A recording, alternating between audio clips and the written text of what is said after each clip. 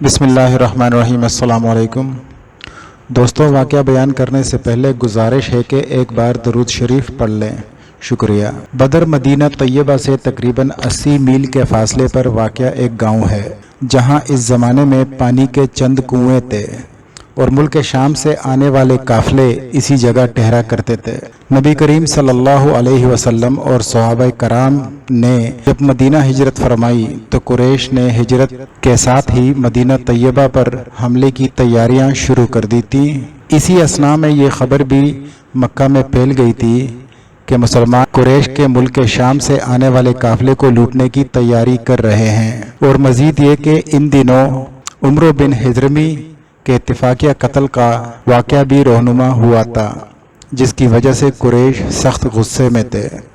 نبی کریم صلی اللہ علیہ وسلم نے صحابہ کرام کو جمع کیا اور ان تمام حالات سے آگاہ کیا۔ حضرت ابوبکر صدیق رضی اللہ تعالیٰ عنہ اور دیگر صحابہ کرام نے جواب میں نہایت جانثارانہ تقریریں کی۔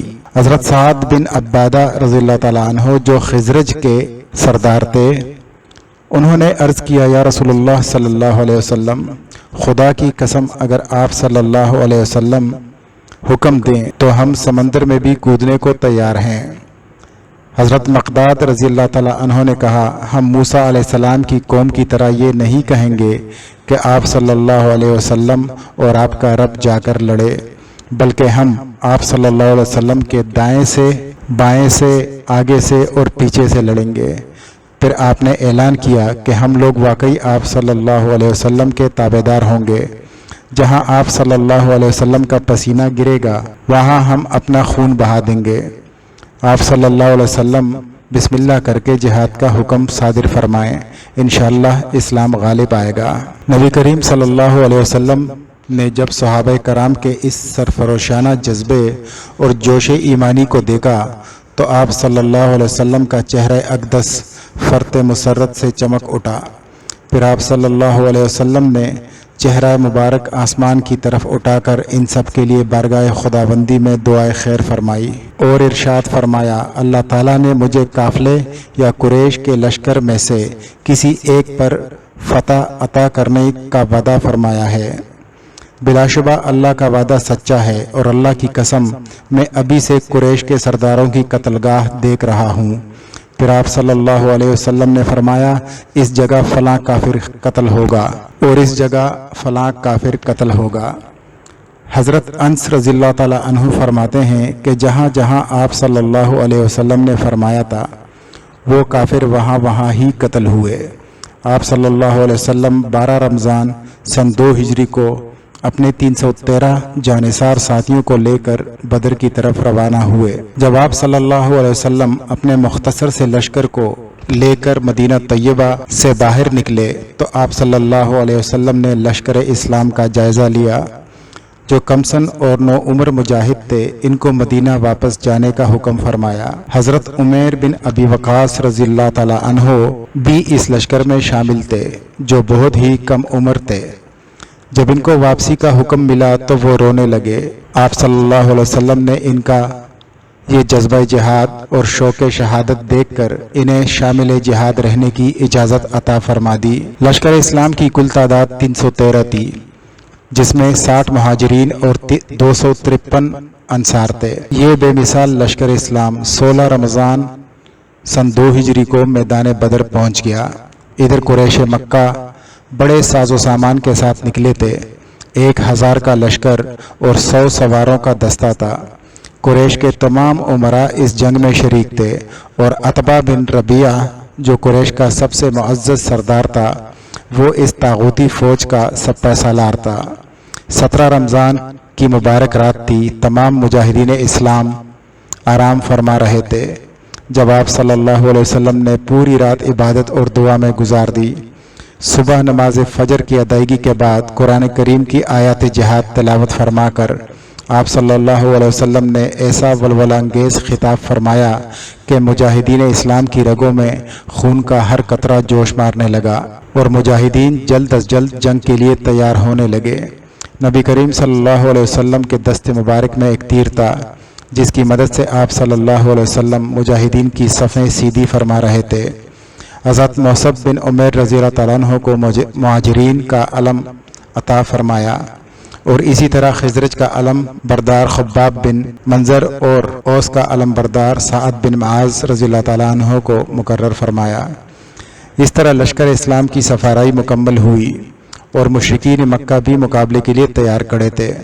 آپ صلی اللہ علیہ وسلم نے میدان بدر میں اپنے جانثار مجاہدین اور ان کی قلیل تعداد کو دیکھا تو اللہ تعالیٰ سے کچھ اس طرح دعا فرمائی: اے اللہ، اگر آج یہ مٹھی بھر مجاہدین ہلاک ہو گئے تو پھر قیامت تک تمام روئے زمین پر تیری عبادت کرنے والا کوئی نہیں رہے گا۔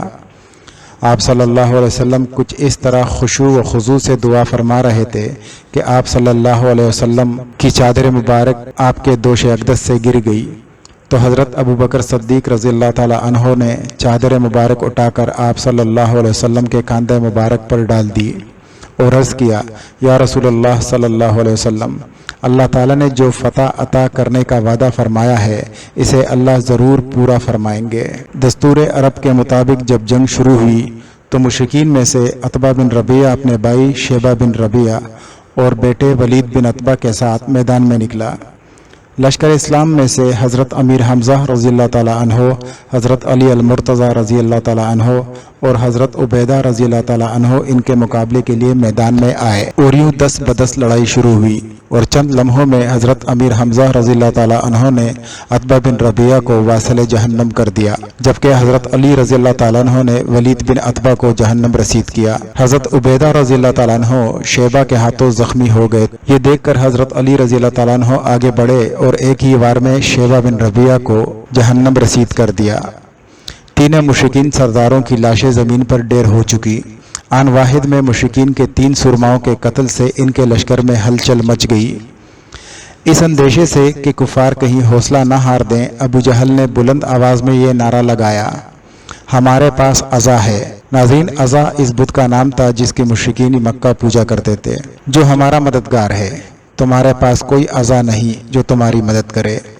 آپ صلی اللہ علیہ وسلم نے فرزندان اسلام کو حکم دیا کہ اس کے جواب میں یہ نعرہ بلند کریں: اللہ ہمارا مددگار ہے اور تمہارا کوئی مددگار نہیں۔ ہمارے شہید جنت میں اور تمہارے مقتول جہنم کا ایندھن بنیں گے۔ اس کے بعد پھر عام لڑائی شروع ہو گئی تو آپ صلی اللہ علیہ وسلم نے ایک مٹھی کنکریاں اٹھائی اور مشرکین کے لشکر کی طرف پھینک دی اور فرمایا: شاہت الوجوہ، یعنی برے ہو گئے یہ چہرے۔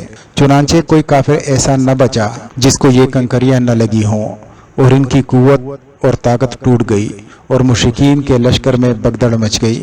قرآن پاک میں اللہ پاک نے ان کنکریوں کے مارنے کو کچھ اس طرح بیان فرمایا: اے حبیب، آپ نے حقیقتاً خاک نہیں پھینکی، جس وقت بظاہر آپ نے خاک پھینکی تھی لیکن وہ خاک اللہ تعالیٰ نے پھینکی تھی۔